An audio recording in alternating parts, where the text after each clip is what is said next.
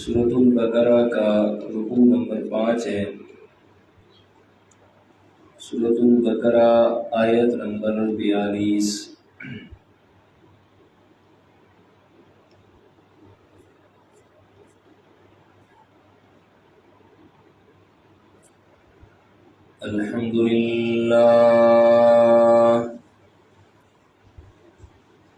الحمد للہ وکفی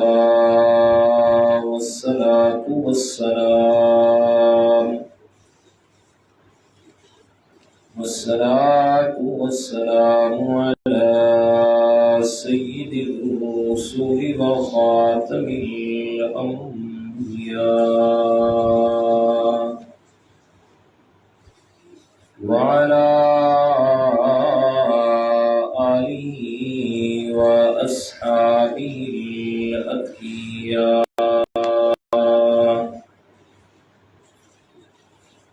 الذین هم خلاصة العرب العرباء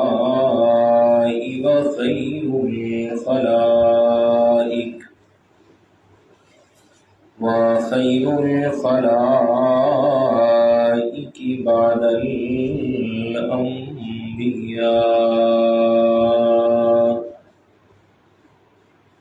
أما بعد فأعوذ بالله من الشيطان الرجيم بسم الله الرحمن الرحيم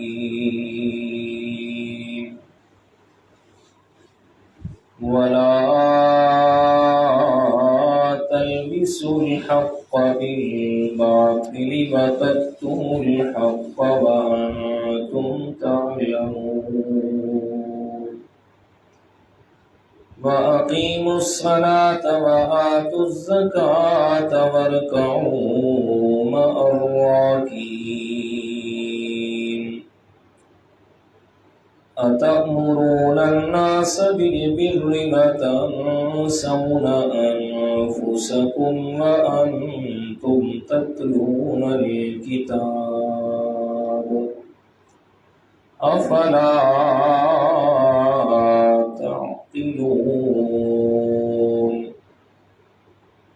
واستعينوا بالصبر والصلاة وإنها لكبيرة إلا على الخاشعين الذين يظنون أنهم ملاقو ربهم وأنهم إليه راجعون صدق الله العظيم اللهم صل على محمد وعلى آل محمد كما صليت على إبراهيم وعلى آل إبراهيم إنك حميد مجيد اللهم بارك على محمد وعلى آل محمد كما باركت على إبراهيم وعلى آل إبراهيم إنك حميد مجيد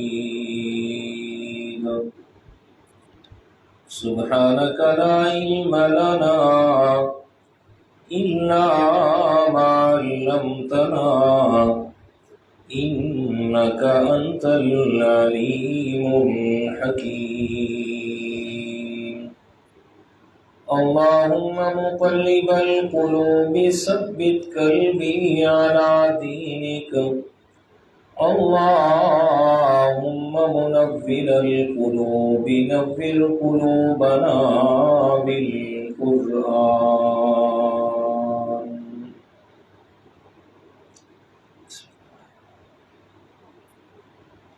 گرامی قدر سامعین،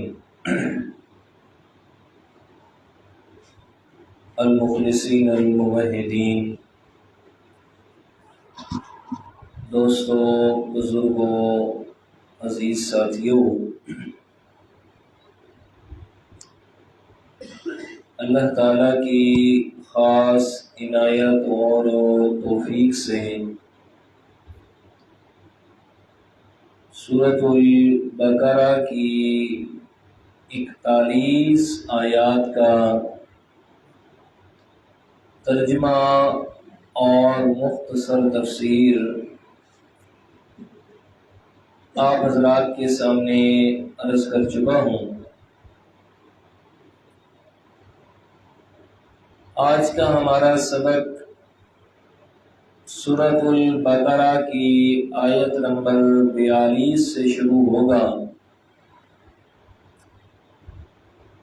پچھلے درس میں آیت نمبر 40 اور 41 کے ضمن میں آپ حضرات کے سامنے عرض کیا تھا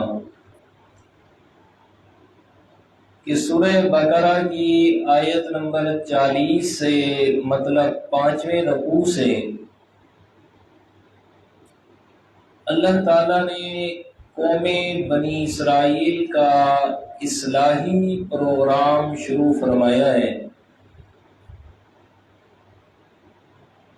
اور یہ 5ویں رکوع سے شروع ہو کے 15ویں رکوع تک یہ مسلسل چلے گا، جس میں اللہ تعالیٰ نے توحید کی وضاحت بھی فرمانی ہے،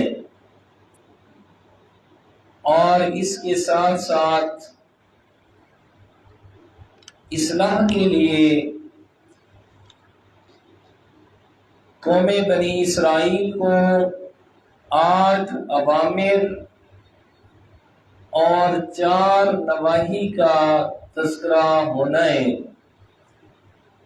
یعنی 8 ایسے کام جو کرنے کے ہیں اور 4 ایسے کام جن سے رکنا ہے۔ یہ کل 12 عوامل اللہ تعالیٰ نے ان کی اصلاح کے لیے بیان فرمائے ہیں۔ ان میں سے 4 عوامر کا تذکرہ پچھلے درس میں ہو چکا کہ جو کرنے کے کام تھے، جو اللہ تعالیٰ نے انہیں حکم فرمایا تھا، ان 8 میں سے 4 کا تذکرہ ہو گیا، اور جو 4 کام جن سے اللہ تعالیٰ نے رکنے کا حکم فرمایا، ان میں سے 2 کا تذکرہ ہو گیا، اور 2 کا تذکرہ آج ہوگا انشاءاللہ۔ تو آیت نمبر 40 اور 41 میں 4 اوامر یعنی کرنے کے کام کون سے تھے؟ ان میں پہلی چیز تھی، فرمایا اذکروا نعمتی التی انعمت علیکم، قوم بنی اسرائیل میں اللہ تعالیٰ کی نعمتوں کو یاد کرو جو میں اللہ تعالیٰ نے تمہارے اوپر احسانات فرمائے تھے، اور وہ کون سے احسان تھے ان کا تذکرہ میں پچھلے درس میں کر چکا ہوں۔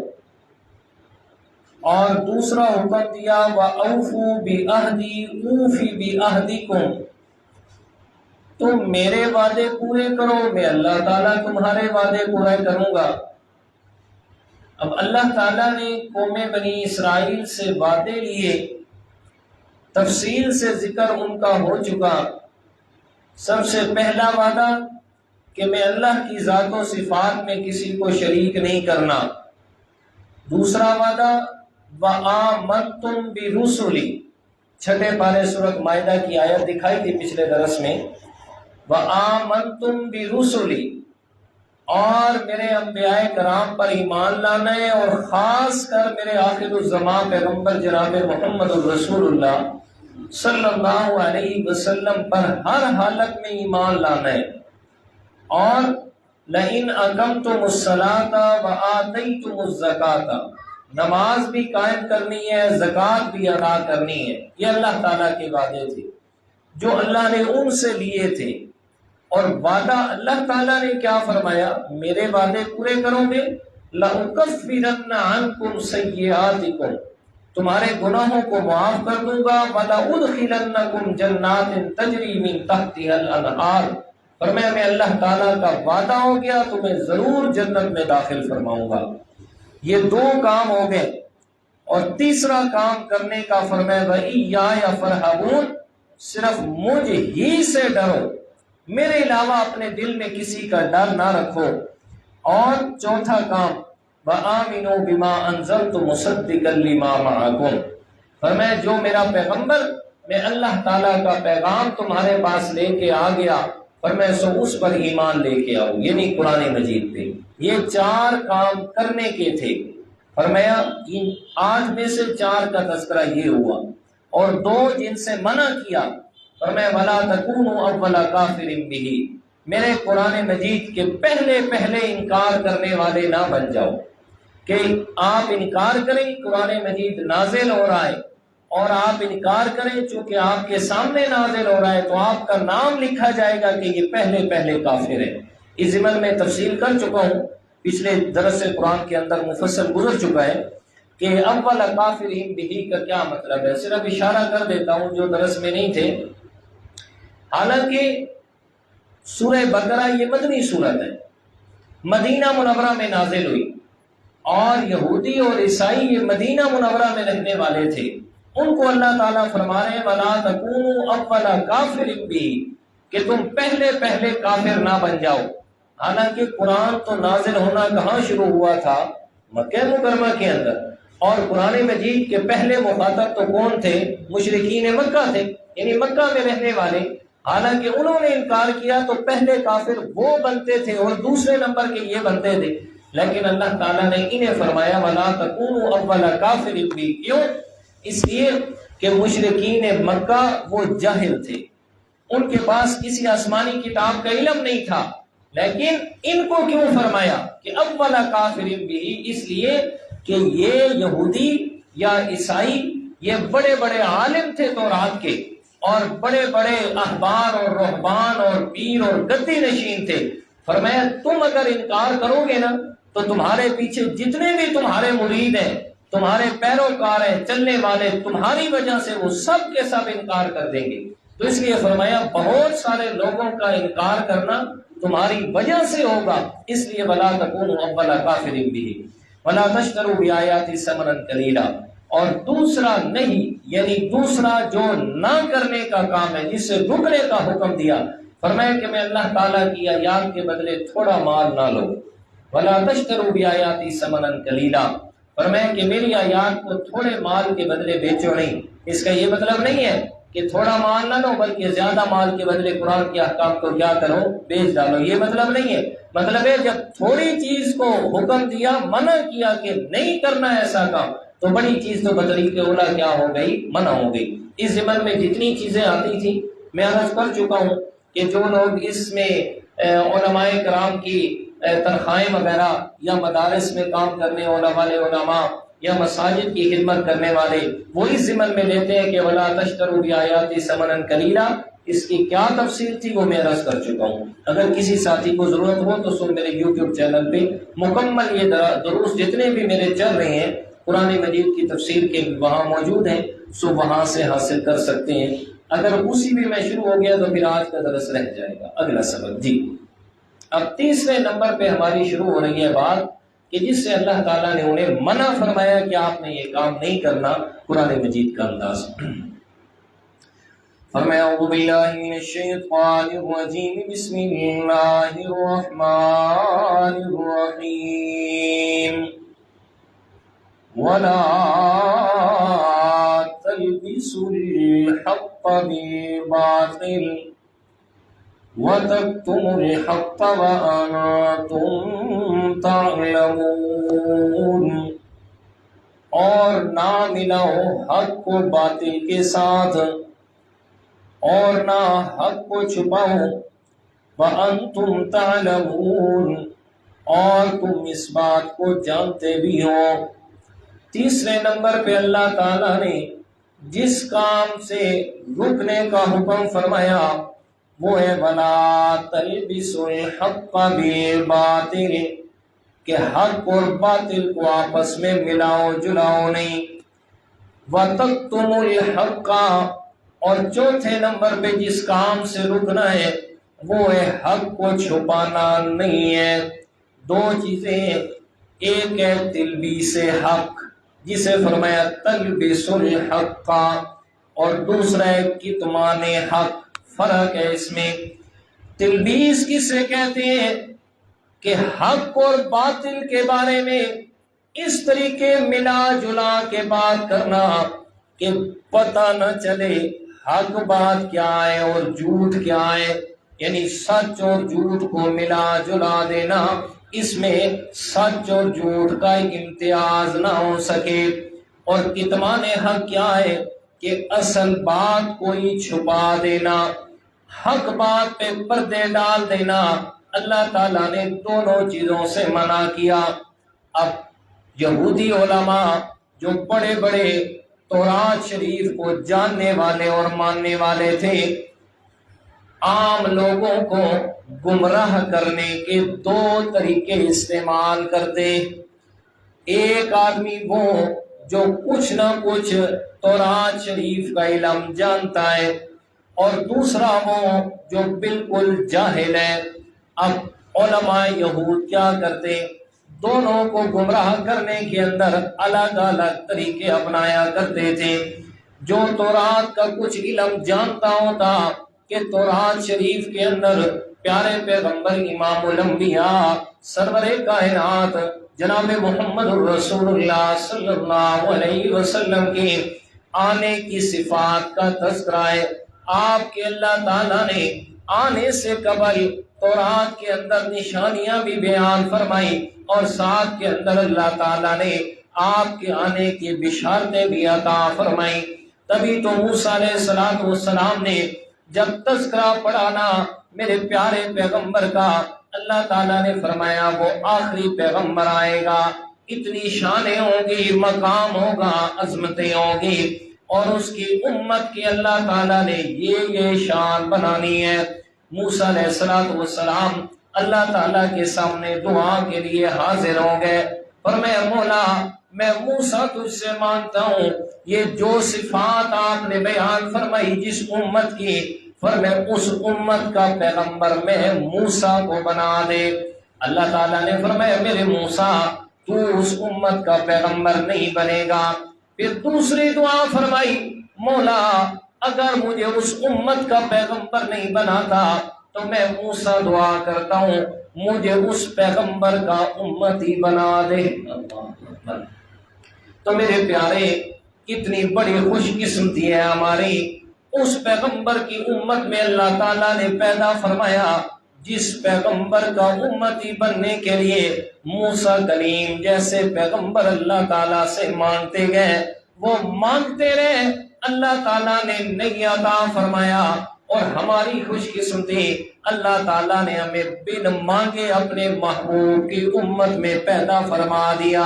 پھر صرف پیدا نہیں، اپنے محبوب کی امت میں بھی پیدا کیا، اور پھر اسلام جیسی دولت سے بھی نواز دیا۔ بولو الحمدللہ۔ اللہ تعالیٰ کا لاکھ لاکھ شکر ہے، اور یقین جانیے گا دین اسلام کا مل جانا، ایمان کی دولت کا مل جانا، یہ اتنی بڑی اللہ تعالیٰ کی نعمت ہے کہ ساری کائنات کی نعمتیں ایک طرف، لیکن اس ایمان والی نعمت کا مقابلہ نہیں ہو سکتا۔ اس لیے کہ قرآن مجید میں اللہ تعالیٰ نے تیسرے پارے کے آخری صفحے پہ بیان فرمایا، وَمَن يَبْتَغِ غَيْرَ الْإِسْلَامِ دِينًا فَلَن يُقْبَلَ مِنْهُ وَهُوَ فِي الْآخِرَةِ مِنَ الْخَاسِرِينَ۔ فرمایا میرا پیغمبر آ گیا، دین اسلام لے کے آپ کے پاس میں اللہ کا پیغام آ گیا، فرمایا اب اگر کوئی آدمی اس دین اسلام کو چھوڑ کے کوئی اور دین کسی اور راستے پہ جائے گا، کسی اور دین کو اختیار کرے گا، میں اللہ تعالیٰ اعلان فرما رہا ہوں فَلَن يُقْبَلَ مِنْهُ، میں نے وہ قبول ہی نہیں کرنا ہے، میں نے وہ دین، وہ مذہب، اس کو میں اللہ تعالیٰ نے قبول نہیں کرنا۔ وَهُوَ فِي الْآخِرَةِ مِنَ الْخَاسِرِينَ، اور دین اسلام کو چھوڑ کے کسی اور دین پہ چلنے والا وہ آخرت کے اندر نقصان اٹھانے والوں میں سے ہوگا۔ اللہ اکبر۔ اس لیے دین اسلام کا مل جانا اور ایمان کی دولت سے مالا مال ہو جانا، اس سے بڑی اور کوئی بھی نعمت نہیں ہے۔ اس لیے چھوٹی چھوٹی باتوں پر دل برداشتہ ہو کر یہ کبھی مت کہا کرو کہ میرے تو وجہ تک کوئی بدقسمت ہے ہی کوئی نہ، جی یہ بات مت کہا کرو، اس لیے کہ اللہ تعالیٰ نے ہمیں جو خوش قسمت بنائے اور کسی امت کو بھی نہیں بنایا۔ اللہ اکبر۔ ایک بات تو یہ واضح ہوگی، اور دوسری بات یہ جو فرمایا نا کہ دین اسلام کے علاوہ میں نے کسی اور دین کو قبول نہیں کرنا، اور اگر کوئی دین اسلام کے علاوہ کسی اور دین پہ ہوگا تو آخرت میں وہ کیا ہوگا؟ نقصان اٹھانے والوں میں سے، خسارہ اٹھانے والوں میں سے ہوگا۔ تو اس سے یہ بات بھی سمجھ آ گئی کہ دین اسلام کے علاوہ اگر کوئی اور مذہب پہ ہے، چاہے یہودیت پہ ہے، عیسائیت پہ ہے، کسی مذہب پہ بھی ہے، تو جتنے مرضی اچھے کام کر لے، جتنے مرضی نیکیاں کر لے، جتنے مرضی رفاع عامہ کے کام کر لے، جتنی مرضی انسانیت کی خدمت کر لے، آخرت کے اندر کامیابی صرف دین اسلام پہ ہونی ہے۔ آخرت کی کامیابی کا دار و مدار صرف دین اسلام پہ ہونا ہے۔ یہ میں نہیں کہہ رہا، بلکہ کون کہہ رہا ہے؟ رب کائنات کہہ رہا ہے کہ میں نے دین اسلام بھیج دیا، سو اب یہی میں نے قبول کرنا ہے، اس کے علاوہ کسی اور دین کو قبول اللہ۔ اچھا، حضرت موسیٰ علیہ السلام دعا مانگی، مولا مجھے اس پیغمبر کا امتی بنا دے۔ اتنی عظمت اور شان اس پیغمبر کی بھی اور پھر اس پیغمبر کی امت کی بھی۔ چوتھے پارے میں سورہ آل عمران میں فرمایا کنتم خیر امت اخرجت للناس تأمرون بالمعروف وتنہون عن المنکر وتؤمنون باللہ۔ فرمایا میرے پیارے پیغمبر، کنتم، میں اللہ تعالیٰ تمہیں فرما رہا ہوں، یہ میرا پیغام اپنی امت کو دے دو، کنتم خیر امت، میں اللہ تعالیٰ تمہیں کہہ رہا ہوں تم ساری امتوں میں سے بہترین امت بنائے گئے ہو۔ کتنا بڑا لقب ہے، کتنا بڑا! یہ کون کہہ رہے ہیں؟ یہ اللہ تعالیٰ فرما رہے ہیں کہ میں نے آپ کو ساری امتوں میں سے سب سے بہترین امت بنایا ہے، بہترین امت بنایا ہے۔ تأمرون بالمعروف وتنہون عن المنکر، اور اس میں سبب کیا ہے، ریزن کیا ہے کہ تم خود بھی نیکی کا کام کرتے ہو، دوسروں کو بھی حکم دیتے ہو، خود بھی برائی سے رکتے ہو، دوسروں کو بھی روکتے ہو۔ فرمایا یہ صفت تمہارے اندر بہترین امت کی میں اللہ تعالیٰ نے پیدا فرمائی ہے۔ تورات شریف کے اندر اللہ تعالیٰ نے پیغمبر کی صفات کا بھی تذکرہ فرمایا، ساتھ میں امت کی صفات کا بھی تذکرہ کیا۔ اب علماء یہود کیا کرتے کہ جو آدمی تورات کو کچھ نہ کچھ جانتا ہوتا کہ آخری پیغمبر کی یہ صفات ہیں، اب ان کو گمراہ کرنے کے لیے ان کا الگ سے طریقہ ہوتا کہ ان کے دل و دماغ کے اندر شکوک و شبہات کو پیدا کرتے۔ کیا جو صفات تورات میں ہے وہ صفات اس پیغمبر کی نہیں ہے، وہ ساری صفات اس پیغمبر پہ منطبق نہیں ہوتی، شکوک و شبہات پیدا کر دیتے۔ جب شک پیدا ہو جائے پھر انسان کو سیدھا راستہ ملنا محال ہو جاتا ہے۔ قرآن مجید کے اندر اللہ تعالیٰ نے گمراہی کے 4 اسباب کو بیان فرمایا ہے۔ ان 4 اسباب میں سب سے پہلا سبب ہے شک کا آ جانا، کہ جس وقت بھی دین اسلام کے معاملے میں किसी भी मसले में शक आ गया तो ये पहली सीढ़ी है इंसान की सीधे रास्ते से हट जाने की। जब शक आता है ना, और फिर शक के बाद इंसान, पहला शक और दूसरा जिदाल होता है। शक आया, शक के बाद फिर अहले हक के साथ झगड़ना शुरू कर दिया। ये जी कैसी बात करते हैं जी, ये तो ऐसे नहीं है जी, फलां है जी फलां, खामखा तकरार शुरू किया, बात पे तकरार शुरू कर दिया। जब जिदाल हुआ, जिदाल के बाद अगला तीसरा दर्जा होता है जिलाल, सीधे रास्ते से बिल्कुल हट जाना। और जब सीधे रास्ते से हट जाए तो चौथा दर्जा ये आता है मोहरे जब्बारियत। फिर अल्लाह ताला ऐसे आदमी के दिल पे मोहर लगा देते हैं, अब ये सीधे रास्ते की तरफ आना ही इसका महाल हो गया। तो पहला दर्जा गुमराही का क्या है? शक का आ जाना, शक का आ जाना। उलमाए यहूद भी क्या करते हैं, अपने जो मानने वाले पैरोकार होते उनमें से जो कुछ तौरात का इल्म रखते और तौरात में अल्लाह के पैगंबर की सिफात पढ़ी उन्होंने, और फिर देखा यहूद के उलमा ने ये अगर उस तरफ चले गए तो बिल्कुल ये हमारे हाथ से चले जाएंगे, तो उनके जहनों के अंदर शकूक व शुबहात पैदा कर देते कि ये इस रास्ते पे आए ही नहीं। और जब शक पैदा हो गया फिर शक के बाद गुमराही होती है। तो इस उनकी खसलत को दूर करने के लिए अल्लाह ताला ने फरमाया ये करतूत छोड़ दो, वला तलबिसुल हक़्क़ बिल बातिल। फरमाया ये जो तुम हक को झूठ को मिला जुला देते हो, हालांकि मेरे पैगंबर का आना हक था, आपको पता भी है इस बात का। फरमाया कुरान मजीद में अल्लाह ताला ने इस बात को इस अंदाज में बयान फरमाया, अल्लज़ीना आतैनाहुमुल किताबा यारिफूनहु कमा यारिफून अबनाअहुम। फरमाया ये जो यहूद के बड़े बड़े उलमा हैं, ये जो ईसाइयों के बड़े बड़े अहबार और रहबान हैं, मैं अल्लाह ताला फरमा रहा हूँ ये मेरे पैगंबर को ऐसे पहचानते हैं जैसे अपने बेटों को पहचानते हैं। अल्लाह अकबर। जान गए अल्लाह का सच्चा पैगंबर है, पहचान गए वो जो आखिरी पैगंबर आना था सो वो यही पैगंबर है, लेकिन मानने के लिए तैयार ना हुए। तो अल्लाह ताला ने फरमाया वला तलबिसुल हक़्क़ बिल बातिल। फरमाया उनके इस बुरी खसलत को खत्म करने के लिए रुक जाओ इस काम से कि हक और बातिल को लोगों के सामने मिलाओ जिलाओ नहीं। अल्लाह अकबर। शायद मैंने पिछले दरस पे ये बात सुनाई, यहाँ हमारे एक बहुत मोतबर मतलब कि जानने वाले हैं, अच्छी शख्सियत के मालिक हैं, पढ़े लिखे हैं। एक दफ़ा हमारे एक बहुत ही प्यारे दोस्त है, दरस में भी यहाँ मौजूद हैं, मेरा और उसका उनके पास जाना हुआ। तो हम वहाँ बैठे रहे, गपशप लगाई। तो उन्होंने मुझे कहा हारून आप जो सीधी सीधी बातें करते हैं यार ऐसा ना किया करें। देख हमें भी देखना, हम क्या करते हैं, हक बयान कर भी देते हैं, किसी को पता भी नहीं चलता जी। चाचा अब्दुल अजीज अब इसे क्या कहेंगे आप?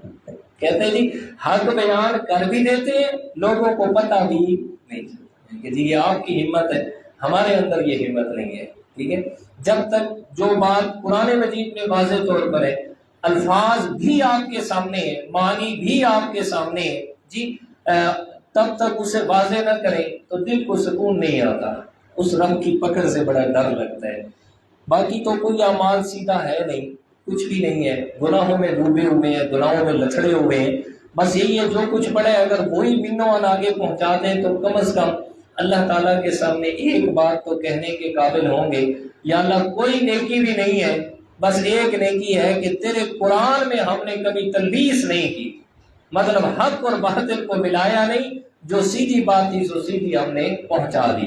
तो ये यहूद के उलमा के उल्टे करतूत थे कि वो हक और झूठ को आपस में मिला जुला के लोगों को बता, ताकि लोगों पर हक बात वाज़ेह ना हो। अच्छे, चौथे नंबर पे जिस चीज से मना फरमाया, फरमाया वतक्तुमुल हक़्क़ा, और हक बात को छुपाओ भी नहीं, कितमान हक भी ना करो। अब दूसरा तरीका उनका गुमराह करने का, کہ جو لوگ بالکل جاہل ہوتے، جن کے پاس قرآن کا علم سرے سے ہوتا ہی نہیں، پر میں ان کے سامنے حق بات کو چھپا جاتے، ان کے سامنے حق بات پہ پردہ دے دیتے، تو اللہ تعالیٰ نے دونوں چیزوں سے منع فرمایا۔ فرمایا نہ تلبیس حق کرو اور نہ کتمان حق کرو۔ فرمایا تلبیس حق بھی حرام ہے اور کتمان حق بھی حرام ہے۔ دونوں چیزوں کو اللہ تعالیٰ نے لا کے ساتھ حکم فرمایا۔ جیسے آپ پڑھتے ہیں لا الہ الا اللہ، نہیں کوئی عبادت کے لائق سوائے اللہ تعالیٰ کے، اب اللہ کے علاوہ کسی کی کوئی عبادت کر رہا ہے، سو عبادت غیر اللہ کی حرام قرار پائی ہے لفظ لا سے۔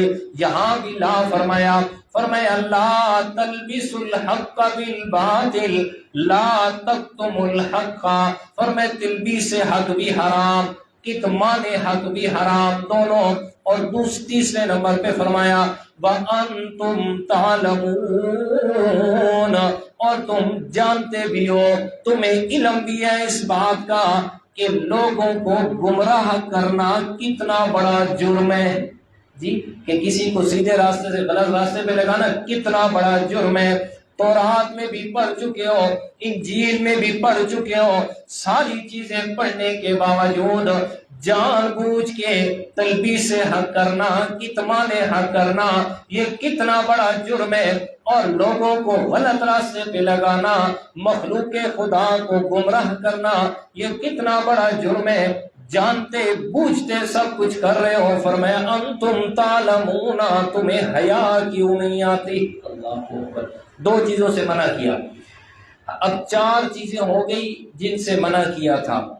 کون سی؟ وَلَا تَكُونُوا أَوَّلَ كَافِرٍ ایک، لَا تَشْتَرُوا بِآيَاتِي ثَمَنًا قَلِيلًا دو، وَلَا تَلْبِسُوا الْحَقَّ بِالْبَاطِلِ تین، اور تَكْتُمُوا الْحَقَّ چار۔ چار چیزوں سے منع کیا، وہ چار چیزیں آ گئی۔ اب جن 8 چیزوں کے کرنے کا حکم دیا، ان 4 چیزوں کا پیچھے ذکر کر دیا، 5ویں چیز جس کے کرنے کا حکم دیا، فرمایا وَأَقِيمُوا الصَّلَاةَ وَآتُوا الزَّكَاةَ وَارْكَعُوا مَعَ الرَّاكِعِينَ۔ فرمایا 5ویں نمبر پہ جو کرنے کا حکم ہے وہ یہ ہے، فرمایا نماز قائم کرو، وَآتُوا الزَّكَاةَ، اور 6 نمبر فرمایا زکوٰۃ ادا کرو، وَارْكَعُوا مَعَ الرَّاكِعِينَ، اور 7واں نمبر ہے فرمایا رکوع کرو رکوع کرنے والوں کے ساتھ۔ اب نماز کا حکم دیا، اقیموا الصلاۃ، نماز کو قائم کرو۔ صلاۃ کا جو لفظ ہے نا، صلاۃ کا، چلیں یہ میرا خیال ہے پہلی دفعہ لفظ آیا اقیموا الصلاۃ جب ہم نے شروع کیا۔ یہاں اس بات کی تھوڑی سی میں وضاحت کر دوں، یہ بار بار لفظ آئے گا صلاۃ کا، 700 سے زائد مرتبہ جو نماز کا حکم ہے، تو ہر جگہ پہ نہیں، یہاں توجہ سے سن لیں۔ صلاۃ کا لفظی معنی ہوتا ہے دعا کرنا، لفظی معنی، لغوی معنی ہے اس کا دعا کرنا ایک، اور اصطلاحی معنی جسے آپ شرعی حیثیت سے کہتے ہیں وہ معنی کیا ہے، وہ بھی قرآن مجید کی آیت کا ترجمہ کر رہا ہوں اپنی طرف سے نہیں۔ فرمایا 5ویں پارے میں سورۃ النساء میں ان الصلاۃ کانت علی المؤمنین کتابا موقوتا، فرمایا بے شک نماز، بے شک وہاں بھی صلاۃ کا لفظ ہے، نماز مومنوں پر وقت مقررہ پر فرض کی گئی ہے، وقت مقررہ پر فرض کی گئی ہے۔ تو صلاۃ کا لفظی معنی تو ہوا دعا کرنا، اور اصطلاح شریعت کے اندر صلاۃ کسے کہا جاتا ہے؟ جو وقت مقررہ پر خاص طریقے سے ادا کی جانے والی عبادت، اسے نماز کہتے ہیں۔ وقت مقررہ پر خاص طریقے سے ادا کی جانے والی عبادت کو کیا کہتے ہیں جی؟ نماز کہا جاتا ہے۔ اب اللہ تعالیٰ نے قرآن مجید کے اندر نماز کا جو تذکرہ کیا نا، سو جس جگہ بھی ذکر کیا تو اقامت کا تذکرہ کیا، اقیموا الصلاۃ، نماز قائم کرو، نماز اقامت صلاۃ کا ذکر فرمایا، نماز کے پڑھنے کا نہیں کہ نماز پڑھو نا، بلکہ فرمایا اقیموا الصلاۃ کہ نماز کی اقامت، قائم کرو نماز کو۔ قائم کرنے کا کیا مطلب ہے؟ قائم کرنے کا یہ مطلب ہے کہ نماز کو اس کے وقت کی پابندی کے ساتھ پورے آداب و شرائط کی رعایت کر کے ادا کرنا، کہ نماز کے جو جو آداب ہیں، نماز کی جو جو شرائط ہیں، مطلب جو جو فرائض ہیں، ان کا لحاظ کرتے ہوئے ادا کرنا، سو اقامت صلاۃ کہلاتا ہے۔ اقامت صلاۃ کہ وقت کے اندر نماز کو اس کے آداب و شرائط کے ساتھ ادا کرنا، سو یہ اقامت صلاۃ کہلاتا ہے۔ اسے اللہ تعالیٰ نے حکم فرمایا اقیم الصلاۃ، کہ نماز قائم کرو۔ نماز اقامت یعنی پورے آداب اور شرائط کا لحاظ رکھتے ہوئے۔ امام غزالی رحمۃ اللہ تعالیٰ علیہ نے یہاں بہت پیاری بات لکھی ہے، احیاء العلوم ان کی کتاب ہے امام غزالی رحمۃ اللہ تعالیٰ علیہ کی۔ وہ کیا فرماتے ہیں؟ وہ فرماتے ہیں کہ نماز جو ہے، نماز اس کی مثال آپ ایسے سمجھ لیں کہ وقت کا بادشاہ ہے اور بادشاہ کو آپ نے کوئی تحفہ پیش کرنا ہے۔ اب بادشاہ کو آپ تحفہ دینے کے لیے جا رہے ہیں، اب سب سے پہلے آپ اپنا لباس درست کریں گے کہ بادشاہ کے دربار میں جانا ہے، کسی عام جگہ پہ تو جانا نہیں ہے۔ ایک اپنی حیت کو ٹھیک کریں گے، اپنے لباس جس حد تک ہو سکے گا خوبصورت پہنیں گے، صاف لباس پہنیں گے، اور اس کے بعد بادشاہ کی عزت وقار کے بقدر اپنی حیثیت کو سامنے رکھ کے آپ اس کے لیے تحفہ لے کے جائیں گے۔ یعنی بادشاہ اتنا بڑا ہے، سو اتنی عزت اور وقار ہے، اس کے مطابق آپ اس کو تحفہ پیش کریں گے تاکہ بادشاہ آپ سے خوش ہو جائے۔ کہتے ہیں بالکل اسی طرح نماز جو ہے یہ بھی اللہ تعالیٰ کو انسان ایک تحفہ پیش کرتا ہے۔ اب جیسے بادشاہ کے دربار میں جا رہا ہے بن سمر کے اپنے آپ کو بہترین سے بہترین بنا کے، فرمائے اللہ تعالیٰ سے بڑا بادشاہ دنیا میں کوئی ہے ہی نہیں، احکم الحاکمین ہے، ساری کائنات میں سب سے بڑا بادشاہ سو وہ رب کائنات ہے، فرمائے اس کے دربار میں جا رہا ہے، نماز کا تحفہ لے کے جا رہا ہے۔ اب کیسے پیش کرنا ہے تو نے اس کو تحفہ، کس حالت میں، کہ اپنی حالت کو درست کرنا، پھر نماز وہ تحفہ کیسا پیش کر رہا ہے کہ آ رہا ہے تجھے خود بھی نہیں پتا کہ تو کیا پڑھ رہا ہے، تو خود بھی نہیں اندازہ کہ میں کس کے سامنے کھڑا ہوں، کیا کر رہا ہوں، کیا میں نے کہنا ہے اور کیا مانگنا ہے اور کیا دینا ہے۔ فرمایا یہ انسان کے دل میں اس بادشاہ کے برابر بھی اگر اپنے رب کی عزت اور احترام ہے تو انسان پورے وقار اور اقامت کو ملحوظ رکھتے ہوئے نماز پڑھے گا۔ تو یہ فرمایا اقامت صلاۃ کہ آداب و شرائط کو ملحوظ رکھتے ہوئے فرمایا نماز ادا کرنا، یہ اقامت صلاۃ کہلاتا ہے۔ اور پھر قرآن و حدیث کے اندر جتنے بھی نماز کے فضائل بیان کیے گئے اور نماز کی وجہ سے جتنے بھی انسان کی زندگی میں تبدیلیاں رونما ہوتی ہیں وہ بیان کی گئی ہیں، ان کا تعلق اقامت صلاۃ سے، اقامت صلاۃ سے ہے، نہ کہ صرف نماز پڑھنے سے ہے۔ یہ بات ذہن میں رکھیے گا کہ اقامت صلاۃ سے ان کا تعلق ہے، نہ کہ صرف نماز پڑھنے سے۔ اقامت صلاۃ کا مطلب یا وہ الفاظ سنیں کہ جو الفاظ اللہ تعالیٰ نے قرآن مجید میں بیان فرمائے، مثلا نماز کے لیے فرمایا ان الصلاۃ تنہا عن الفحشاء والمنکر، کہ نماز انسان کو بے حیائی اور برے کاموں سے روکتی ہے۔ اب اس کا جو تعلق ہے نا وہ صرف نماز پڑھنے سے نہیں ہے بلکہ اقامت صلاۃ سے، کہ جو آدمی آداب و شرائط کے ساتھ مکمل طور پہ نماز ادا کرتا ہے تو پھر اس کے لیے یہ حکم اسی طرح ملحوظ ہے کہ نماز اسے برائی اور برے کاموں کے بالکل قریب نہیں جانے دے گی۔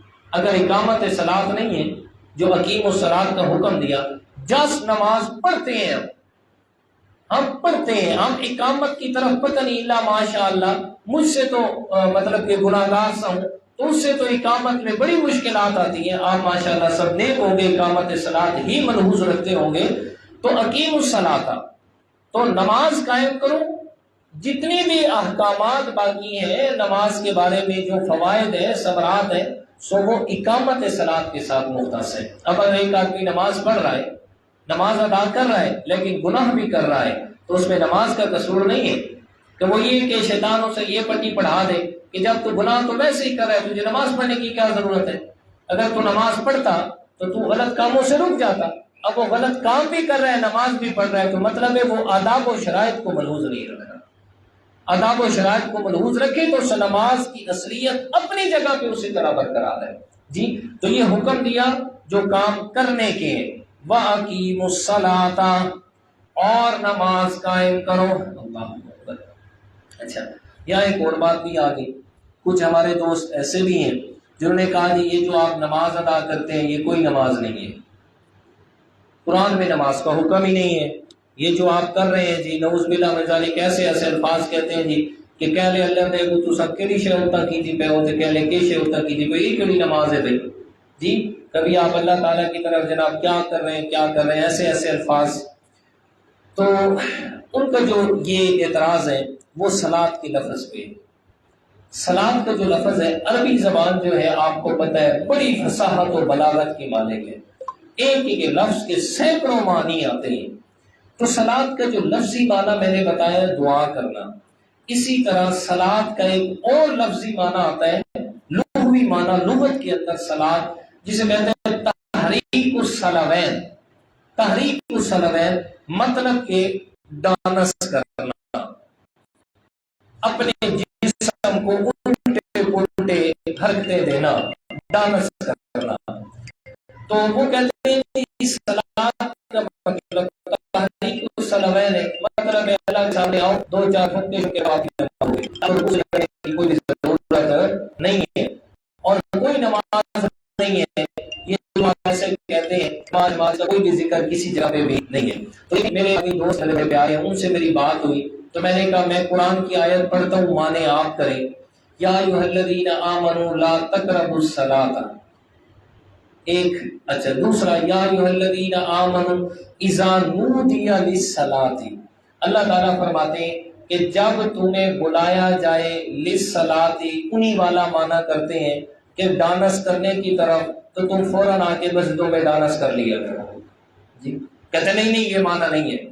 یہ معنی نہیں ہے تو تم خود ہی کہہ رہے ہیں پھر کیا معنی. تو خواہ مخواہ ایسے مطلب لوگوں کو گمراہ کرنا اور خواہ مخواہ کے اعتراضات، وہی تلبس الحق بالباطل، کہ لوگوں کے دلوں میں قرآن مجید کے الفاظ کو لے کر شکوک و شبہات پیدا کرنا، لوگوں کو غلط راستے اور گمراہی کی طرف لے کے جانا.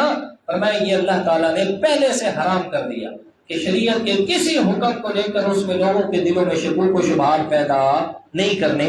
تو یہ اقیم الصلاۃ سے مراد وہ تحریک الصلوین نہیں ہے، بلکہ صلاۃ سے مراد کیا ہے جی؟ نماز ہے. 1400 سال سے امت صلاۃ کا معنی نماز کر رہی ہے اور نماز ادا کر رہے ہیں. اب اس صدی میں آگے ایک بندہ کہتا ہے نہیں جی اس صلاۃ کا معنی تو یہ نہیں ہے، تو کیا مطلب 1400 سال والی امت ساری جہنم میں گئی، تو ایک جنت میں جائے گا؟ تیرا منہ سونا ہے. اور اتنی بڑی جنت میں تو اکیلا پھر رہا ہوگا، باقی سارے جہنم میں. اور اللہ تعالیٰ کو اتنی بڑی جنت بنانے کی ضرورت کیا ہے بھائی جی؟ جب 1400 سال کے سارے مسلمان غلط ہو گئے اور اس 15ویں صدی کا ایک ملا یا ایک آدمی جو اپنے آپ کو ڈاکٹر کہہ رہے ہیں وہ کہتے ہیں ایک آدمی ٹھیک ہے باقی سارے غلط ہیں. اور یار کچھ تو سوچ. آپ صلی اللہ علیہ وسلم نے کیا فرمایا؟ میری امت کبھی گمراہی پہ جمع نہیں ہوگی، میری امت ساری کی ساری امت کبھی گمراہی پہ جمع نہیں ہوگی. تو پھر ایک صلاۃ کا معنی تجھے سمجھ آ گیا، پوری امت میں سے کسی کو سمجھ نہیں ہے. اللہ اکبر اللہ اکبر. بہرحال تو اقیم الصلاۃ فرمایا نماز قائم کرو. وآتوا الزکاۃ، اور چھٹا حکم فرمایا زکوٰۃ ادا کرو. یہ نا احکامات یا اللہ تعالیٰ کے دین کو نہ ماننے کی جو وجوہات ہیں، خاص کر جو علماء یہود میں پائی جاتی تھی، یہ ان کا علاج بیان کیا ہے اللہ تعالیٰ نے. اقیم الصلاۃ وآتوا الزکاۃ. فرمایا ایک وجہ یہ ہوتی ہے کہ انسان احکامات دین کو نہیں مانتا کہ اگر میں دین مان لوں اور کتنے لوگ میرے پیچھے چل رہے ہیں، میں علاقے کا وڈیرا ہوں، میں برادری کا بڑا ہوں، اگر میں نے مان لیا تو میرا یہ جو مقام اور مرتبہ ہے یہ ختم ہو جائے گا.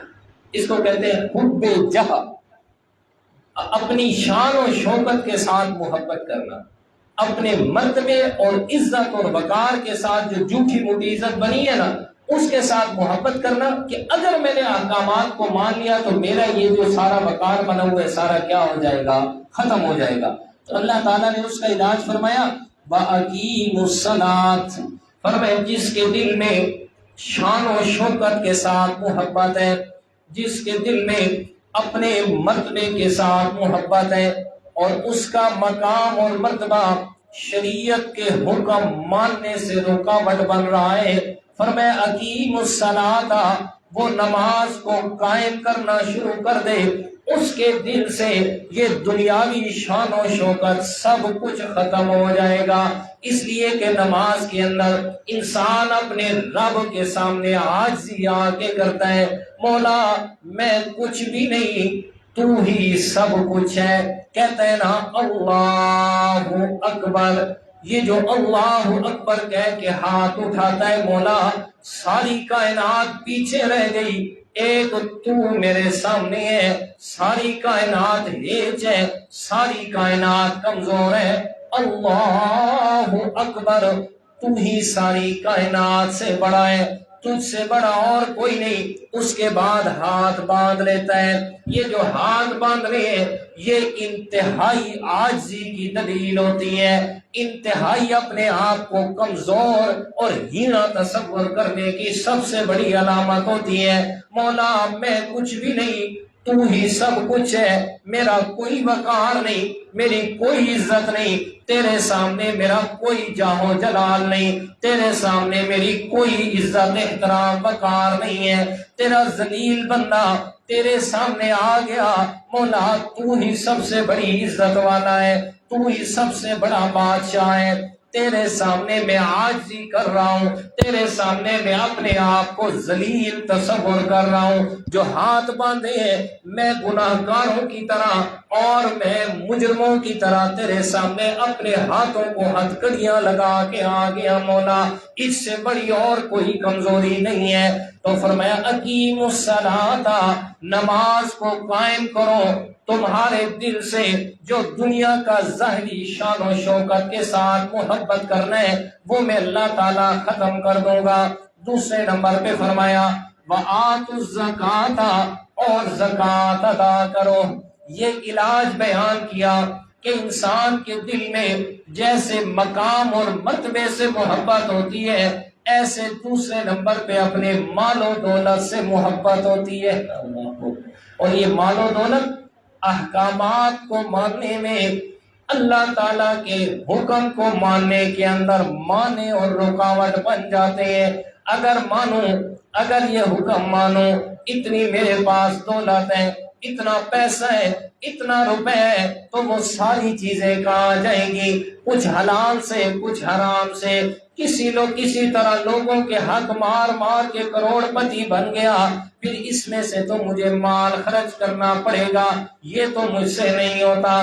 فرمایا یہ مال کی محبت انسان کو سیدھے راستے پہ لانے میں رکاوٹ ہے۔ فرمایا یہ علاج بیان فرمایا وَآتُوا الزَّکَاةَ، زکوٰۃ ادا کرو، تمہارے دل سے مال کی محبت ختم ہو جائے گی۔ اللہ اکبر۔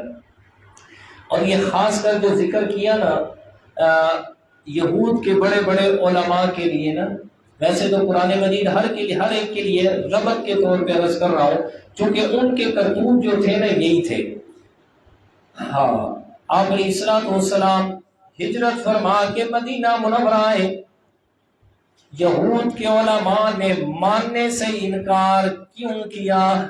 اس لیے انکار کیا اگر اس پیغمبر کو مان لیا پھر ہماری شان و شوکت ختم، ہماری یہ جو اتنی بڑی چودراہٹ بنی ہوئی ہے یہ ساری چیزیں ختم ہو جائیں گی۔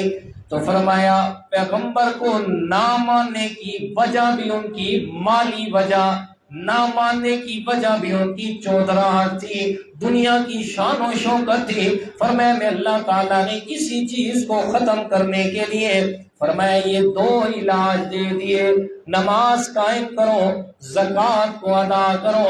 فرمایا تیسرا حکم وَارْكَعُوا مَعَ الرَّاكِعِينَ، اور انسان کے دل میں کسی حکم کو نہ ماننے کی تیسری وجہ اس کا نام ہے حسد۔ کیا ہے جی؟ حسد۔ مشرکین مکہ نے بھی یہی کہا تھا، یہود نے بھی یہی کہا تھا، ایک کل کا چھوڑ ہے، نعوذ باللہ آپ سلم کو کہہ رہے ایک کل کا چھوڑ ہو کے ہمارے اندر پیدا ہوا، یتیم تھا، کوئی سر پہ ہاتھ رکھنے والا نہیں تھا، اور ایک نوجوان لڑکا ہو کے کہتا ہے میں اللہ کا پیغمبر ہوں، میری اتنی شان ہے، میرے اوپر وحی نازل ہوتی ہے۔ یہود نے کیا کہا؟ یہ جناب اسماعیل کے خاندان سے، ہم اسحاق کے خاندان سے، اسماعیل کے خاندان کو کیوں مرتبہ مل گیا؟ حسد کیا، ماننے سے انکار کر دیا۔ فرمایا یہ حسد بڑی وجہ ہوتی ہے، فرمایا انسان کو حق بات ماننے سے دور کر کے رکھتی ہے۔ فرمایا اس کا علاج بھی بیان کیا، فرمایا وَارْكَعُوا مَعَ الرَّاكِعِينَ، فرمایا رکوع کرو رکوع کرنے والوں کے ساتھ، یعنی جماعت کے ساتھ نماز ادا کرو، ایک معنی۔ دوسرا معنی فرمایا اسلام کے تمام احکام کو قبول کرو، یہ نہ ہو مطلب کی بات کو اٹھا لیا اور جو اپنے خلاف بات آئی اس کو چھوڑ دیا۔ فرمایا ایسا نہیں کرنا، بلکہ سارے اسلام کے احکام کو قبول کرنا ہے۔ اللہ اکبر۔ تو یہ تین چیزیں اور ان کا تینوں کا علاج بھی بیان کر دیا۔ اچھا زکوٰۃ کے بارے میں بھی دو چار باتیں سن لیں۔ زکوٰۃ کا لفظی معنی ہوتا ہے پاک کرنا یا نشو و نما پانا، دونوں معنی ٹھیک ہے کہ زکوٰۃ نشو و نما پانا یا پاک کرنا۔ پاک کرنا اس لیے کہ جب مال میں سے زکوٰۃ ادا ہو گئی، پچھلا جو مال تھا وہ کیا ہو گیا؟ پاک ہو گیا۔ اور نشو و نما، زکوٰۃ نشو و نما سے بڑھوتری، فرمایا زکوٰۃ ادا کرنے سے مال کم نہیں ہوتا بلکہ مال بڑھ جاتا ہے، مال بڑھ جاتا ہے۔ فرمایا میں اللہ تعالیٰ مال کو بڑھا دیتا ہوں، مال میں برکت پیدا کر دیتا ہوں، تو سو یہ آیا۔ اور دوسرا معنی اس کا زکوٰۃ کا جو اصطلاحی معنی ہے وہ سے یہ کہیں گے کہ زکوٰۃ ایک مالی عبادت ہے، زکوٰۃ ایک مالی عبادت ہے جو ہر صاحب نصاب مسلمان پر سال گزرنے کے بعد ایک خاص شرح سے واجب ہوتی ہے۔ اور خاص شرح کیا ہے؟ وہ 40واں حصہ یا 2.5%، 100 کے ساتھ 2.5%، ویسے 40واں حصہ، ہر 40 کے ساتھ کیا ہے جی؟ 1 روپیہ ہے، تو یہ زکوٰۃ ہے۔ اب اس کے اندر مختلف چیزیں ہیں، سونا ہے، چاندی ہے، مال جائیداد ہے، مال مویشی ہے، جی مال تجارت کی چیزیں، یہ ساری چیزیں ان کا نصاب مختلف ہے۔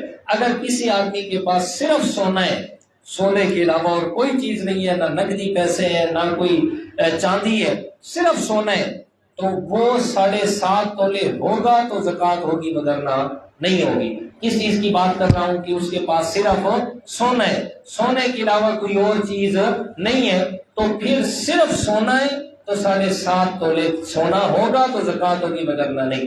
اگر کسی کے پاس صرف چاندی ہے، چاندی کے علاوہ نہ نقدی پیسے ہیں اور نہ سونا ہے، نہ مال تجارت ہے، کچھ بھی نہیں ہے، صرف اور صرف چاندی ہے، تو 52.5 تولے چاندی ہوگی تو زکوٰۃ ہوگی، وگرنہ نہیں۔ ہاں اگر کسی آدمی کے پاس سونا بھی ہے، چاندی بھی ہے، ساتھ میں کوئی نقدی پیسہ بھی ہے، مال تجارت بھی ہے، اپنی ضرورت سے زائد مکان ہے جسے کرائے پہ لگایا ہوا ہے، ضرورت سے زائد گاڑی ہے، گاڑی اپنے استعمال کے لیے ہے، باقی جو ہے وہ رینٹ پہ چلائی ہوئی ہے، ضرورت سے زائد ہے، رینٹ پہ چلائی ہوئی ہے۔ اچھا یہ وہ ساری چیزیں ہیں کہ جو مال نمو ہے، جن کے اندر بڑھوتری کمی بیشی ہوتی رہتی ہے، تو یہ ساری چیزیں ہیں۔ تو اب زکوٰۃ کیسے ادا کریں گے؟ اب زکوٰۃ ایسے ادا کرنی ہوگی، ان ساری چیزوں کی قیمت لگائیں گے، سب چیزوں کی قیمت لگائیں گے۔ سونے کی قیمت اتنی، چاندی کی اتنی، مطلب کہ مکانات ہیں ان کی آمدنی اتنی، یہ ساری چیزوں کی قیمت لگائیں گے، اور قیمت لگا کے پھر دیکھیں گے کہ اگر ساری چیزوں کی قیمت 52.5 تولے چاندی کے برابر ہے تو اس پر زکوٰۃ واجب ہوگی، اگر 52.5 تولے چاندی کی قیمت سے کم ہے تو پھر زکوٰۃ نہیں ہوگی۔ تو یہ ہے بہت ساری چیزوں کا۔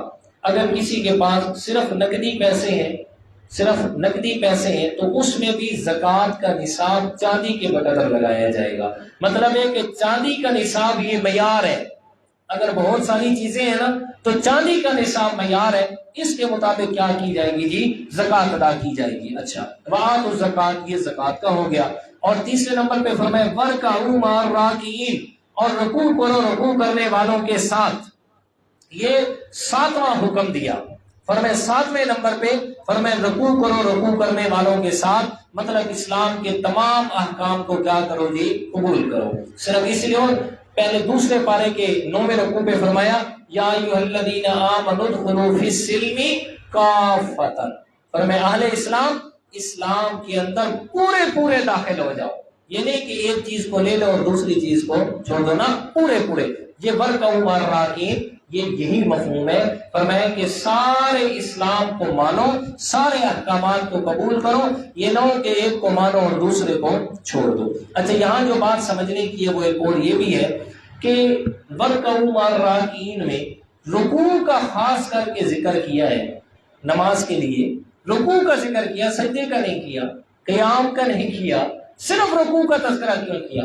اور صرف رکوع کا ذکر کر کے مراد نماز لیے یا دین کے سارے احکام لیے؟ تو صرف رکوع کا ذکر کیوں کیا؟ تو اس میں مفسرین کرام نے بڑا پیارا جواب دیا ہے۔ فرمایا یہ جو رکوع ہے نا، نماز میں رکوع، یہ میرے پیارے پیغمبر کی امت کی امتیازی شان ہے۔ آپ سے پہلے جتنی امتوں میں بھی نماز تھی نا، ان میں رکوع نہیں تھا، ڈائریکٹ سجدہ تھا۔ جی قیام اور پھر سجدہ، یہ جو رکوع اللہ تعالیٰ نے لازم کیا، یہ آپ صلی اللہ علیہ وسلم کی امت کی امتیازی خصوصیت ہے۔ اس امتیازی خصوصیت کا تذکرہ فرمایا علماء یہود کو بتانے کے لیے۔ فرمایا تم نہیں مان رہے نا، تو دیکھو اس پیغمبر کو جو میں نے عبادات لازم کی ان میں یہ امتیازات بھی ہیں، یہ ان کی امتیازی خصوصیات ہیں جو آپ کے اندر نہیں تھی۔ فرمایا اس لیے ورکعوا مع الراکعین عام لفظوں میں ہم جو کہا جاتا ہے، بندے دے بچے بنو تے اس پیغمبر دے پیچھے چلو، ادھر ادھر جانے کی ضرورت نہیں ہے۔ فرمایا ورکعوا مع الراکعین، تو اس لیے رکوع کا ذکر کیا، رکوع کا ذکر کر کے ساری نماز مراد لی، اور خاص ذکر کرنے کا مقصد کیا تھا کہ آپ علیہ الصلوۃ والسلام کی امت کی امتیازی شان کا تذکرہ کیا کہ آپ کی نماز میں اس کا ذکر نہیں تھا رکوع کا، سو اللہ تعالیٰ نے یہاں کیا کر دیا، رکوع کا تذکرہ فرما دیا۔ اچھا اس میں ایک اور بات جو یہاں سمجھنے والی خاص ہے وہ یہ ہے کہ یہاں فرمایا نا ورکعوا مع الراکعین، کہ نماز ادا کرو کس کے ساتھ جی؟ رکوع کرو رکوع کرنے والوں کے ساتھ۔ تو یہاں دوسری ایک بحث چلی ہے، وہ یہ کہ اللہ تعالیٰ نے نماز کا حکم دیا اور ساتھ میں یہ جو حکم دیا رکوع کرو رکوع کرنے والوں کے ساتھ، اس سے مراد ہے کہ جماعت کے ساتھ نماز ادا کرو، کہ نماز جماعت کے ساتھ ادا کرو۔ اور اس میں پھر آپ علیہ الصلوۃ والسلام کی حدیث مبارکہ کا ذکر کیا، ابو داؤد شریف کی حدیث ہے، آپ علیہ الصلوۃ والسلام نے فرمایا لا صلاۃ لجار المسجد الا فی المسجد او کما قال، فرمایا کہ مسجد کے قریب رہنے والے کی نماز صرف مسجد میں ہی جائز ہے، صرف کیا ہے جی؟ مسجد میں ہی جائز ہے۔ اور دوسری حدیث ہے حضرت عبداللہ ابن عباس رضی اللہ تعالی عنہ سے، اور وہ قرطبی کے اندر حدیث موجود ہے، اس میں فرمایا من سمع النداء فلم یجب فلا صلاۃ له الا من عذر، فرمایا جو شخص اذان کی آواز سنتا ہے اور جماعت مسجد میں نہیں آتا تو اس کی نماز نہیں ہوتی مگر یہ کہ کوئی شرعی عذر ہو، مگر کوئی شرعی عذر کی وجہ سے مسجد میں نہیں آیا تو الگ بات ہے، وگرنہ شرعی عذر کے علاوہ اس کی گھر میں نماز نہیں ہوتی۔ تو یہ دو حدیث مبارکہ آپ علیہ الصلوۃ والسلام کی واضح طور پر موجود ہے۔ تو اس ضمن کے اندر حضرت عبداللہ ابن مسعود رضی اللہ تعالی عنہ، جس سے افقہ الامہ، میرے پیارے پیغمبر نے فرمایا میری امت کا سب سے بڑا فقیہ جو ہے وہ حضرت عبداللہ ابن مسعود رضی اللہ تعالی عنہ ہے، اور دوسرے حضرت ابو موسیٰ اشعری رضی اللہ تعالی عنہ بہت بڑے میرے پیارے پیغمبر کے صحابہ میں سے اعلیٰ مقام علم اور مرتبے اور فضیلت کے اعتبار سے ان کا، یہ دونوں میرے پیارے پیغمبر کی حدیث مبارکہ کی جو تشریح بیان فرماتے ہیں وہ یہی فرماتے ہیں کہ اس دور کی مناسبت سے، چونکہ اس وقت یہ لاؤڈ سپیکر وغیرہ نہیں تھے، لاؤڈ سپیکر اس دور میں تو لاؤڈ سپیکر آ گئے، تو سو اگر اس لاؤڈ سپیکر کو دیکھا جائے تو پھر کوئی آدمی بھی جو ہے وہ اس گناہ سے بچ نہیں سکتا۔ ظاہر ہے کسی کو کوئی شرعی عذر ہوتا ہے، کوئی عذر ہوتا ہے، مسجد میں نہیں آ سکتا، اذان تو اسے ہر وقت سنائی دیتی ہے، تو اس کا مطلب اسی بات پر موقوف ہے۔ محدثین کرام نے لکھا ہے کہ جو ایک آدمی مسجد میں بلند آواز والا اذان دے نا سپیکر کے بغیر، تو اس کی آواز جہاں جہاں تک پہنچ رہی ہے تو وہ سارے لوگ اس حدیث کے حکم میں کیا ہیں جی؟ شامل ہیں۔ ایک بات۔ دوسری بات، حضرت عبداللہ ابن مسعود رضی اللہ تعالی عنہ نے جو فرمائی ہے وہ یہ ہے کہ وہ فرماتے ہیں کہ جو شخص یہ چاہتا ہے کہ قیامت کے دن اللہ تعالیٰ کے سامنے وہ مسلمانی کی حالت میں اللہ کو ملے، کہ اللہ تعالیٰ کو مسلمان ہونے کی حالت میں ملے، تو فرمایا اس کے لیے لازم ہے کہ وہ نماز کو ادا کرنے کے اندر پابندی بھی کرے اور اس جگہ جا کے نماز ادا کرے جہاں پہ اذان دی جاتی ہے، یعنی مسجد میں، یعنی مسجد کے اندر، یعنی مسجد میں جا کے اذان، جہاں اذان ہوتی ہے وہاں کیا کرے جی، نماز ادا کرے۔ کیونکہ اللہ تعالیٰ نے اپنے پیارے پیغمبر جناب محمد الرسول اللہ صلی اللہ علیہ وسلم کے لیے کچھ ہدایت کے طریقے لازم فرمائے، اور ان طریقوں میں سے ایک لازم طریقہ 5 وقت کی نماز کو مسجد کے اندر جماعت کے ساتھ ادا کرنا، اور اسے میرے پیارے پیغمبر نے فرمایا یہ سنن ہدا ہے، یہ ہدایت حاصل کرنے کا بہترین طریقہ ہے اور بہترین راستہ ہے۔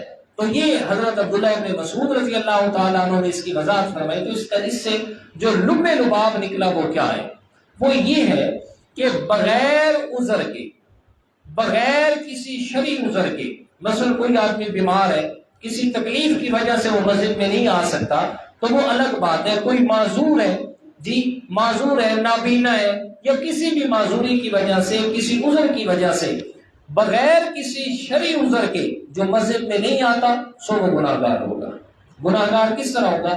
نماز گھر میں ادا کرے گا سو نماز کی فرضیت ہو جائے گی، لیکن چونکہ جماعت کے ساتھ نماز ادا کرنا یہ سنت مؤکدہ ہے، سنت مؤکدہ، فرمایا سنت مؤکدہ کے چھوڑنے کی وجہ سے فرمایا اس آدمی کو عذاب ضرور دیا جائے گا۔ نماز اس کی فرضیت سے، نماز کی فرضیت اس کی طرف سے ہو جائے گی، لیکن سنت مؤکدہ کو چھوڑنے کی وجہ سے باعث عتاب ہوگا، یعنی عذاب میں مبتلا ضرور ہوگا۔ تو بات واضح ہو گئی کہ جماعت جو ہے یہ سنت مؤکدہ ہے، بغیر کسی شرعی عذر کے، بغیر کسی شرعی عذر کے کوئی بھی آدمی جو ہے وہ جماعت کو چھوڑ نہیں سکتا۔ اس کے بعد اگلی آیت کریمہ فرمایا اتأمرون الناس بالبر وتنسون انفسکم وانتم تتلون الکتاب افلا تعقلون۔ فرمایا اتأمرون الناس، کیا تم لوگوں کو حکم دیتے ہو بالبر نیکی کا، وتنسون اور بھول جاتے ہو انفسکم اپنے آپ کو، وانتم تتلون الکتاب حالانکہ تم تورات بھی پڑھتے ہو، حالانکہ تم کتاب کی تلاوت کر رہے ہو، پڑھ رہے ہو خود، افلا تعقلون سو تم عقل نہیں کرتے ہو۔ اچھا اتأمرون الناس یہ جو استفہام ہے نا، سوالیہ انداز ہے، اتأمرون الناس کیا تم لوگوں کو حکم دیتے ہو نیکی کا، سوالیہ انداز، بالبر وتنسون انفسکم اور اپنے آپ کو بھول جاتے ہو۔ تو یہ استفہام جو ہے یہ باعث حسرت اور تعجب کے ہے کہ اللہ تعالیٰ تعجب اور حسرت کا انداز اپنا رہے ہیں۔ یار کتنی حسرت اور تعجب کی بات ہے، لوگوں کو نیکی کا حکم دیتے ہو اور خود اس سے کیا رہتے ہو، دور رہتے ہو۔ فرمایا آپ کو ایسا نہیں چاہیے تھا، فرمایا یہ جو آپ لوگوں کو نیکی کا حکم دے رہے ہو تو سو خود بھی اس پر عمل کرو، خود بھی اس پر عمل کرو۔ لیکن اس میں ایک بات خاص جو ہے وہ سمجھنے والی وہ یہ ہے کہ جو خود عمل نہیں کرتا وہ کیا دوسروں کو نیکی کا حکم دے سکتا ہے یا نہیں دے سکتا؟ تو یہ بات خاص سمجھنے کی ہے۔ دیکھیں خود نیکی کرنا یہ الگ سے نیکی ہے، دوسرے کو نیکی کا حکم دینا یہ الگ سے نیکی ہے، دونوں الگ الگ ہیں۔ اب جو خود نیکی نہیں کر رہا وہ دوسروں کو نیکی کا کہنے ہی چھوڑ دے تو وہ 2 نیکیوں سے محروم ہو گیا، 2 نیکیاں اس نے چھوڑ دی۔ اب اگر خود نہیں کر رہا اور دوسروں کو کہہ رہا ہے تو ایک نیکی تو کر رہا ہے نا۔ تو جب وہ دوسروں کو نیکی کا کہہ رہا ہے تو اللہ تعالیٰ اس کے دل میں نیکی کی محبت ڈال دیں گے، دوسروں کو کہنے کی وجہ سے اسے شرم آ جائے گی اور خود بھی وہ نیکی کیا کر دے گا، شروع کر دے گا۔ تو ہاں لیکن اتنی بات ضرور ہے، حدیث پاک ہے، آپ علیہ الصلوۃ والسلام نے فرمایا کہ جو لوگ دوسروں کو نیکی کا حکم دیتے ہیں اور خود نہیں کرتے، جسے کہتے ہیں بے عمل واعظ، بے عمل واعظ اور خطیب، فرمائے جو دوسروں کو کہتے ہیں اور خود اس پر عمل نہیں کرتا۔ حدیث پاک کے حضرت انس رضی اللہ تعالیٰ عنہ سے روایت ہے کہ آپ صلی اللہ علیہ وسلم نے فرمایا شب معراج کے اندر میرا گزر کچھ لوگوں پر ہوا جن کے ہونٹ اور زبانیں آگ کی کینچیوں سے کاٹے جا رہے تھے۔ میں نے جبرائیل سے پوچھا یہ کون لوگ ہیں؟ تو انہوں نے عرض کیا، فرمایا یہ آپ کی امت کے دنیا دار باعث لوگوں کو نیکی کا حکم دیتے تھے لیکن خود اس پر عمل نہیں کرتے تھے۔ فرمایا کہ ان کو ضرور جو ہے وہ کیا ہونا ہے، یہ عذاب ہونا ہے۔ تو یہ اپنی جگہ ہے، بے عمل باعث اس کا عذاب اپنی جگہ، لیکن اس بات کو دیکھ کے اور میں وہ نیکی کا حکم کرنا نہ چھوڑے۔ حضرت مولانا اشرف علی تھانوی رحمۃ اللہ تعالیٰ علیہ حکیم الامت، اور ان کے میں بعض پڑھ رہا تھا مواعظات، اس میں وہ لکھتے ہیں کہ کوئی بھی ایسی بات کہ اس کو میں دیکھتا کہ میرے اندر یہ کمزوری ہے اور میں اس پہ عمل نہیں کر رہا، تو فرمایا کہ میں اپنی عادت بنا لیتا کہ لوگوں کو اسی بات کی واضح و نصیحت کرتا۔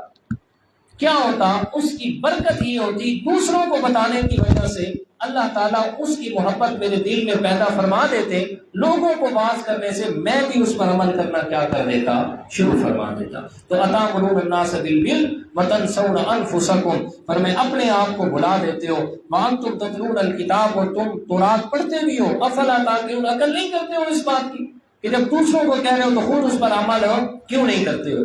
واستعینوا بالصبر والصلاۃ، اور مدد طلب کرو اللہ تعالیٰ سے صبر اور نماز کے ساتھ۔ یہ 8واں حکم ہے جو میں نے کہا تھا، 8 حکم کرنے کے جو کہے نا ان میں یہ 8واں حکم ہے۔ فرمائے صبر اور نماز کے ذریعے اللہ تعالیٰ سے مدد طلب کرو۔ وَإِنَّهَا لَكَبِيرَةٌ إِلَّا عَلَى الْخَاشِعِينَ، بے شک نماز بہت بھاری چیز ہے، نماز بہت بھاری چیز ہے، لیکن اللہ سے ڈرنے والوں پر بھاری نہیں ہے۔ خاشعین، جن کے دل میں خشوع ہے، فرمایا ان کے پر یہ بھاری نہیں ہے، باقی جن کے دل میں اللہ کا ڈر نہیں ہے ان پر نماز کیا ہے جی، بہت بھاری ہے، نماز کو اپنے اوپر بوجھ سمجھتے ہیں۔ تو فرمایا الا علی الخاشعین، نماز کے ذریعے اور صبر کے ذریعے اللہ تعالیٰ سے مدد طلب کرو۔ سو یہ حکم دیا اللہ تعالیٰ نے قوم بنی اسرائیل کو بھی اور آپ صلی اللہ علیہ وسلم کی امت کو بھی، فرمایا نماز اور صبر کی تلقین فرمائی۔ فرمایا نماز کو ہمیشہ ہر لحاظ سے اس میں کمی کوتاہی نہ آنے دو، اور پھر آنے والی مشکلات پہ صبر کرو، میں اللہ تعالیٰ کی مدد تمہارے شامل حال رہے گی۔ 2 چیزیں لازم کر لو، ایک صبر اور دوسرا نماز۔ تو اللہ تعالیٰ نے مصائب پر کس کا حکم دیا؟ صبر کرنے، صبر کرنے کا حکم دیا، نہ کہ واویلا کرنے کا، نہ کہ خواہ مخواہ بکواسات کرنے کا، بلکہ مصائب اور مشکلات پر کیا دیا ہے؟ صبر کرنے کا حکم دیا۔ فرمایا اور صبر اور نماز کے ذریعے سے اللہ تعالیٰ کی مدد حاصل کرو۔ یعنی اللہ تعالیٰ کی مدد کس آدمی کے ساتھ شامل حال ہوگی؟ جس میں 2 خصوصیات ہوگی، ایک نماز اور دوسری صبر۔ اور فرمایا نماز جو ہے یہ کس پر بھاری ہے؟ فرمایا کہ جن کے دل میں اللہ تعالیٰ کا ڈر نہیں ہے۔ خاشعین کا لفظ فرمایا خشوع، خشوع جو ہے نا یہ انسان کی قلبی ایک خاص حالت ہوتی ہے کہ جس سے انسان کا دل کے اندر عاجزی پیدا ہو جاتی ہے۔ دل میں عاجزی، یاد رکھیں کہ انسان کے ظاہری جسم کا خواہ مخواہ سے جھکا دینا اور خواہ مخواہ کے بناوٹی جو ہے وہ خشوع پیدا کرنا، اس کا نام خشوع نہیں ہے۔ حضرت عمر رضی اللہ تعالیٰ عنہ کے سامنے ایک نوجوان آیا اور وہ خواہ مخواہ کے ایسے سر جھکا کے بیٹھا ہوا تھا۔ حضرت عمر رضی اللہ تعالیٰ عنہ نے اس کو اپنے دورے سے ایسے سیدھا کیا، اور میں سیدھا سر کر۔ خشوع سر جھکانے کا نام نہیں ہے، خشوع دل کو جھکانے کا نام ہے۔ جی عاجزی کس میں ہوتی ہے؟ دل میں۔ خواہ مخواہ کی چکڑی چپڑی باتوں کے اندر عاجزی نہیں ہوتی۔ تو فرمائے الا علی الخاشعین، جن کے دل میں اللہ تعالیٰ کا ڈر اور عاجزی ہے ان پر نماز بھاری نہیں ہوتی۔ اب عاجزی والے کون سے لوگ ہیں؟ فرمایا الذین یظنون انہم ملاقو ربہم، فرمایا جو یقین رکھتے ہیں اپنے رب کی ملاقات کا، وانہم الیہ راجعون، اور بے شک انہوں نے اسی کی طرف لوٹ کر جانا ہے۔ دیکھیں دنیا کا بھی یہ معمول ہے، کسی سے کوئی بھی چیز منوانی ہو نا 2 طریقے ہوتے ہیں منوانے کے۔ ایک طریقہ ہوتا ہے اس کو کسی بات کی امید دلا کے یہ کام کر اور پھر تیری یہ فلاں خواہش پوری ہو جائے گی، یہ کام کر۔ جیسے والدین ہیں بچوں کو بہلاتے ہیں، بیٹا اس دفعہ اگر آپ اپنی کلاس میں پہلے نمبر پہ آئے نا میں تجھے سائیکل دلواؤں گا، اور اس دور میں کہتے ہیں جی موبائل دلواؤں گا۔ جی اپنے ہاتھوں ہی بچوں کو تباہ کر رہے ہیں۔ آپ پاس ہو جائیں آپ کو میں ٹیب دلواؤں گا، موبائل دلواؤں گا، فلاں کروں گا، اپنے ہاتھوں ہی ان کو جہنم میں بھیج رہے ہیں۔ اچھا اب بچے کو امید دلائی جا رہی ہے اور اس امید پہ وہ کیا کرتا ہے؟ محنت کرتا ہے، جی میں نے پہلا نمبر حاصل کرنا ہے۔ اور دوسرا طریقہ ہوتا ہے خوف کا، اگر نہیں پڑھے گا نا چمڑی لگاؤ گے انسان، کہتے ہیں نہیں پڑھے گا تو مار پڑے گی۔ 2 طریقے ہوتے ہیں۔ اب یہاں دونوں چیزیں ہیں۔ فرمایا یظنون، خاشعین وہ لوگ ہیں کہ جو انہم ملاقو ربہم، اپنے رب کے ساتھ ملاقات پر یقین رکھتے ہیں، یعنی امید انہیں اس بات پر ہے دل میں، ہم اچھے کام کر رہے ہیں، اس بات پر ہم نے کس سے ملنا ہے؟ اپنے رب سے ملاقات کرنی ہے۔ اور جب رب سے ملاقات کرنی ہے، اس کا ذریعہ کیا ہوگا؟ وہ تو قیامت ہے۔ رب سے ملاقات آخرت اور قیامت کے دن ہونی ہے، تو فوراً دل میں خوف آ جاتا ہے کہ قیامت کے دن کتنا سخت ہونا ہے، کتنا زبردست ہونا ہے، جس میں اللہ تعالیٰ کو غصہ ہونا ہے، اور جناب زمین تانبے کی اور آسمان سے سورج بالکل قریب، اور اتنی سخت اس دن مطلب گرمی ہونی ہے، اور پھر اتنی شدت ہونی ہے، ہر آدمی اپنے اپنے گناہ کے بقدر جناب وہ اپنے پسینے میں ڈوبا ہوا ہونا ہے، ہر آدمی کو اپنی اپنی پڑی ہونی ہے، کسی کو کسی کی کوئی فکر نہیں ہونی۔ فرمایا اتنا سخت دن ہونا ہے تو فوراً دل میں خوف پیدا ہوتا ہے۔ تو اللہ تعالیٰ نے دونوں چیزوں کا ذکر فرمایا۔ فرمایا خاشعین کے دل میں اللہ کی ذات پر امید بھی ہوتی ہے، اور اس کی ذات سے ڈر اور خوف بھی ہوتا ہے، اور ایمان اسی چیز کا نام ہے۔ فرمایا الایمان بین الخوف والرجاء، فرمایا ایمان اس چیز کا نام ہے کہ انسان کے دل میں اللہ کی ذات کے ساتھ امید بھی ہو اور اس کی ذات کا خوف بھی ہو۔ ایمان امید اور خوف کی درمیانی کیفیت کا نام ہے۔ نیکی کر رہا ہے اس کی ذات پر امید سے کہ وہ ضرور اس کا صلہ دے گا، اور گناہ سے بچ رہا ہے تو اس کی ذات سے ڈر کے بچ رہا ہے، اس کے عذاب سے خوف کر کے بچ رہا ہے کہ اگر میں نے کر دیا تو پھر مجھے اس کے عذاب سے بچانے والا کوئی نہیں ہوگا۔ تو خاشعین کون لوگ ہیں؟ کہ جن کے دل میں اللہ کی ذات کے ساتھ امید بھی ہے اور اللہ تعالیٰ کی عذاب کا خوف بھی ہے۔ ایمان بھی اسی چیز کا نام ہے۔ تو اللہ تعالیٰ نے فرمایا میں اللہ تعالیٰ سے مدد لینا چاہتی ہوں، دو طریقے ہیں، ایک ہے نماز، دوسری ہے صبر۔ اور نماز کس سے حاصل ہوگی؟ جس کے دل میں خشوع ہوگا، اور خشوع کس کے دل میں ہوگا؟ جس کے دل میں دو چیزیں ہیں، ایک میرے رب کے ساتھ امید ہے، اور دوسری رب